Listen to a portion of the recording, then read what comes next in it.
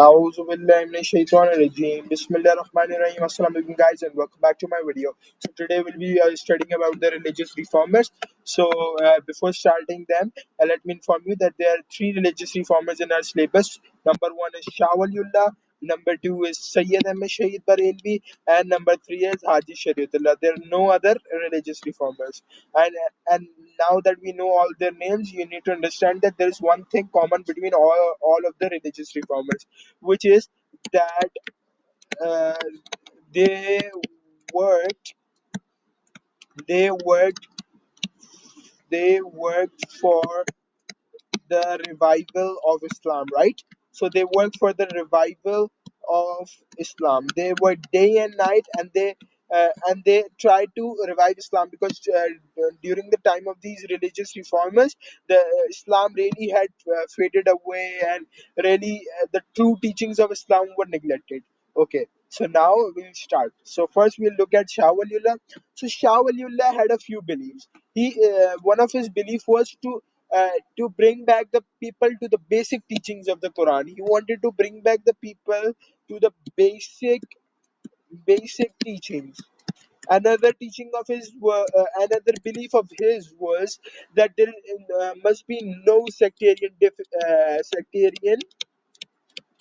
differences because they disunite the community, and on the basis of these beliefs he did his work. All his work is based on that. So I'll be connecting the beliefs, the work, and the outcome. Okay. So as his belief was that everyone must understand the basic teaching of the Quran, so what he did, he led the back to the Quran movement. He translated the Quran into Persian. He wrote more than 51 books, include and two of the most famous books of his were Hujjatullah al-Baliga and Izzalat Akhfa.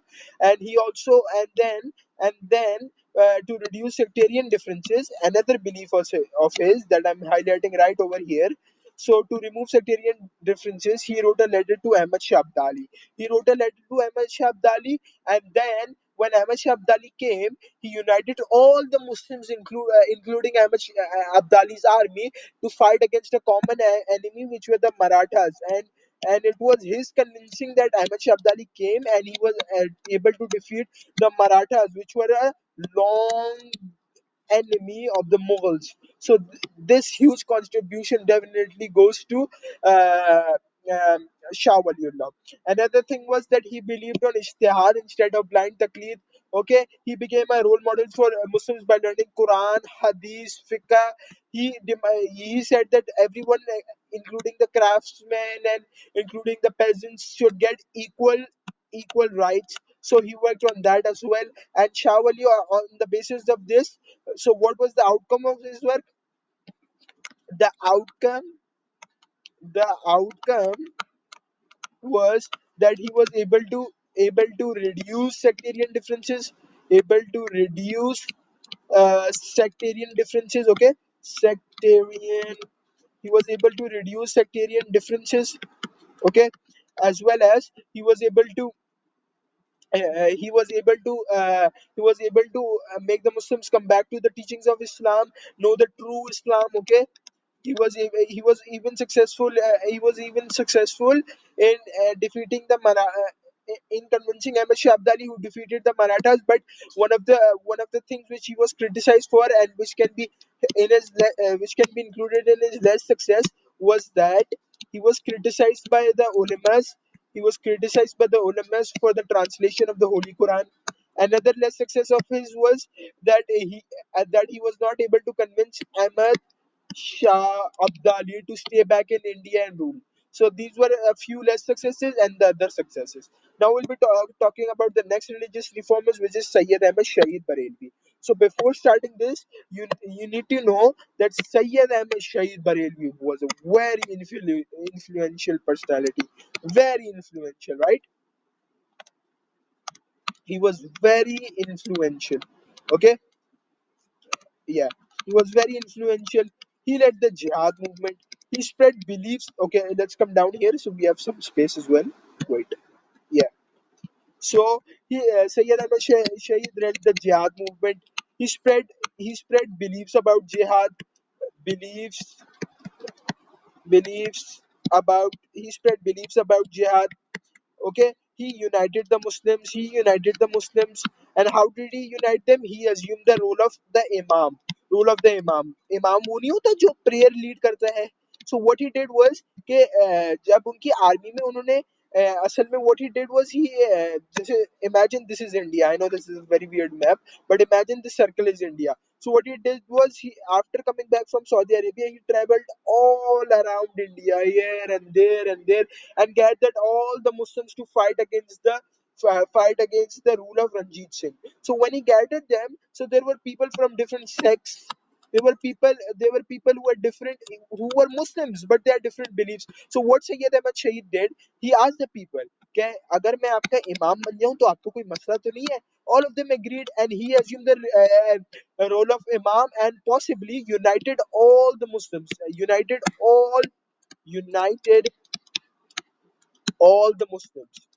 Okay, he was completely against the rule of Ranjit Singh. He was completely against Ranjit Singh. Ranjit Singh, because he was a tyrannical ruler. What he did was he oppressed Muslims. So now I'll connect with the beliefs as I told you. So what was his belief? He did not like Ranjit Singh's tyrannical rule. Okay, he did not like them because he oppressed the Muslims. Ranjit Singh. So what he did was he sent an ultimatum to Ranjit Singh. So to either give rights to the Muslims, to give rights, or or to get ready for war. Get ready. Okay, so Ranjit Singh kind of ignored his commands, which is why he fought with them, and he won at Akoda and Hazrod as well. So he defeated the huge Sikh army, which is a great achievement for someone like Sayyid Ahmed Shahid Barelvi. After that, he also got betrayed. He also got betrayed. Okay, he got betrayed. So when he was going to attack the fort of Atak, on the way at Akoda, on the way of Akoda, he met a Sikh army. What he did not know was Yar Muhammad Khan had been bribed. Okay, I'm writing his name so you guys don't get confused. Yar Muhammad Khan. He got bribed. Okay, he got bribed. He left Sayyid Ahmed's army, which created a confusion in the ranks, which in turn caused their defeat. Which is why Sayyid Ahmed was moved his headquarters. But again, he was betrayed, and the constant fighting against Yar Muhammad Khan, brother Sultan Muhammad Khan, didn't really suit him. So he moved his headquarters to Balakot to unite the people there as well. But there again, the local leaders betrayed him. They told a way through the mountains to the Sikh, which was a highly secured area. मतलब तीनों तरफ से mountain था, यूं यूं यूं यूं यूं यूं, और यहाँ से कहीं से वे थी. तो जो लोकल लीडर्स थे, उन्होंने सिख को एक रास्ता बना दिया. सैयद अहमद की आर्मी को अटैक किया, and they were able to defeat him, and him including Shah Ismail, his governor, were defeated and killed. And this was the end of Sayyid Ahmad in 1840. Short lived, but to be always remembered in our hearts. Now we'll be talking about Haji Shariatullah. Now this is very interesting, okay? Haji Shariatullah. So what kind of personality was he? Let me bring this down here. So what kind of personality was Haji Shariatullah? So Haji Shariatullah, first we need to know what movement did he lead. He led the he led the Faraizi movement. Okay. Now you might be wondering what this name means. Faraiz मतलब फर्ज से निकला है. जो हमारे फर्ज थे, what our फर्ज were, हमने we had forgotten that. So Haji Shariatullah reminded us about that. He reminded us what our first word, what Allah had commanded us, because we were involved in Hindu practices. So he removed Hindu practices from our religion, removed Hindu practices practices from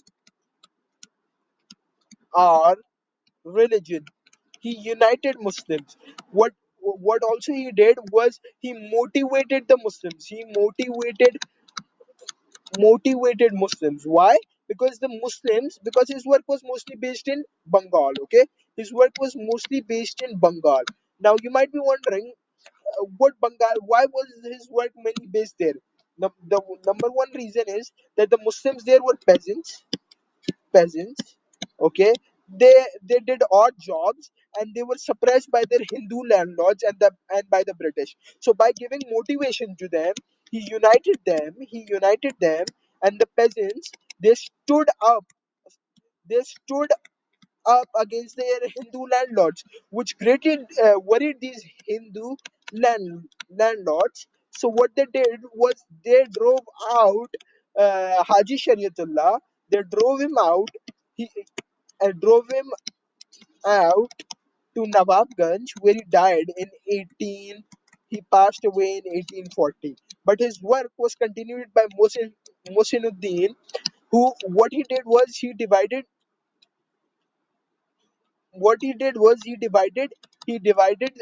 the provinces into sectors and districts and all, and he proved to be successful. And when he threatened to declare jihad, he later was arrested and he also died in 1860, which is why later the movement failed. But as always, it remained in our hearts, and it is said to be the forerunner of the Pakistani movement. And now I've discussed and connected with all the beliefs, work, and outcome of Shah waliullah, Sayyid Ahmed Shaheed, and Haji Sharitullah. I hope you guys like this video. Please make sure to remember me in your prayers. Take care and Allah Hafiz.